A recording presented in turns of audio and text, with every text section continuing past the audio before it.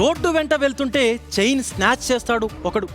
ఇంట్లో పడుకుని నిద్రపోతుంటే కిటికీలు లేపేసి మరీ నగలు చోరీ చేస్తాడు ఇంకొకడు.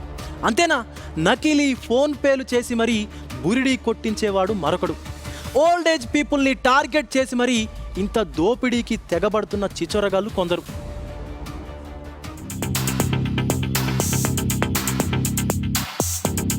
ఉమ్మడి ఖమ్మం జిల్లాలో దొంగలు చెలరేగిపోతున్నారు. ముఖ్యంగా వయసు మీద పడ్డ వాళ్లను టార్గెట్ చేసుకుని రెచ్చిపోతున్నారు. ఖమ్మం జిల్లా తిరుమలాయపాలెం మండలంలోని పిండిప్రోలు, బీరోలు, కాకరవాయి గ్రామాల్లో జరిగిన ఘటనలే ఇందుకు సాక్ష్యం. గత నెల రోజులుగా ఈ తరహా చోరీలు, చైన్ స్నాచింగ్లు చూస్తుంటే వీళ్లు ఎంతటి ఘాతుకైనా తెగబడతారని తెలుస్తోంది. భద్రాద్రి కొత్తగూడెం జిల్లా జోలూరుపాడు మండలంలో కేటుగాళ్లు కొత్త తరహా మోసాలకు తెరలేపారు. స్థానికంగా ఒక జ్యువెలరీ షాపులో 97,000 నగలను కొని fake phone pay screen shot చూపించి పరారయ్యాడు సైబర్ క్రిమినల్. మోసపోయానని యజమాని గ్రహించే లోపు పరారయ్యాడి ఫేక్ గాడు.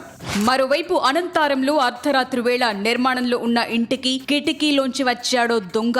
నిద్రిస్తోన్న ప్రభుత్వ ఉపాధ్యాయురాలి మెడలో పుస్తల తాడు కత్తిరించి బైక్ పై పరారయ్యాడు. అలాగే వెంగన్నపాలెంలో తాళం వేసిన ఇంటి తలుపులు బద్దలు కొట్టి తులం బంగారం, ₹1,00,000 దోచుకెళ్లారు దొంగలు. షాప్ వర్కర్ పై అనుమానంతో బాధితులు కంప్లైంట్ చేయడంతో కేసు నమోదు చేశారు పోలీసులు.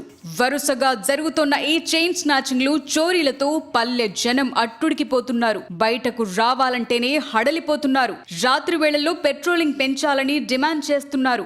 ఇటు గొలుసు దొంగతనాలతో పాటు అటు నకిలీ యాప్ మోసాలు కూడా ఎక్కువయ్యాయని వాపోతున్నారు. ఇలాంటి ఫ్రాడ్ గాలను ఉమ్మడి జిల్లా పోలీసులు పట్టుకుని న్యాయం చేయాలని కోరుతున్నారు.